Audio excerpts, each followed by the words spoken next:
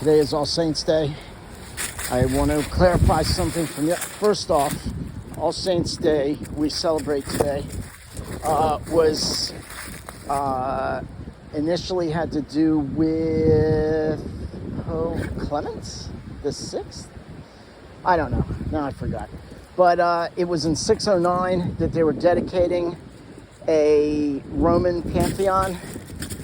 So at 609, the Catholic Church was already the state religion, or at least they were not persecuting Christians at that point. So they were able to actually get work done without fearing for their heads being lopped off. But that was the day. It was in 609.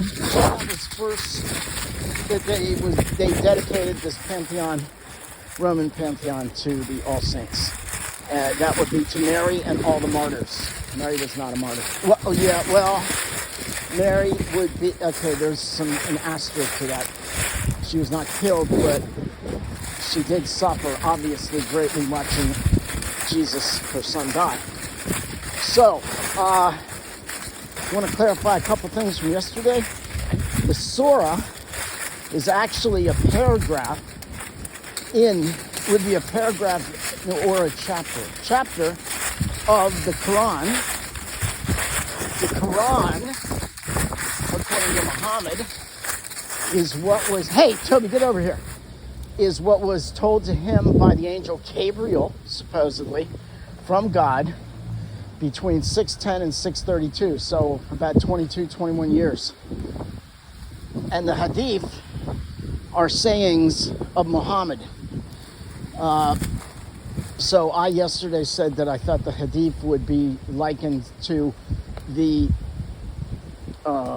Catechism, while the Quran would be likened to the Bible, although the Quran contradicts the Bible, so it would be likened for the Muslim, but it's not really. Again, I don't understand. Back to Jesus, if you make Jesus a prophet and he makes himself to be God, and you make someone who makes themselves to be God as a apostate, or is there, what's the other word? A heretic, whatever. And then you make Jesus into a prophet, one of the great prophets of your religion, you really don't know Jesus. So you've turned him into what you want him to be.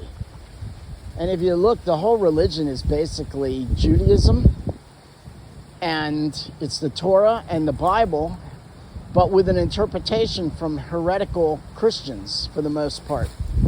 So, for a lot of it. So that makes sense how Muhammad got this all mixed up. If he's listening to the traders that come through, and some of them are professing different heresies, then he could draw the wrong conclusion. But that's him drawing the conclusion. That's not the angel Gabriel telling him the wrong conclusion. God will not send an angel.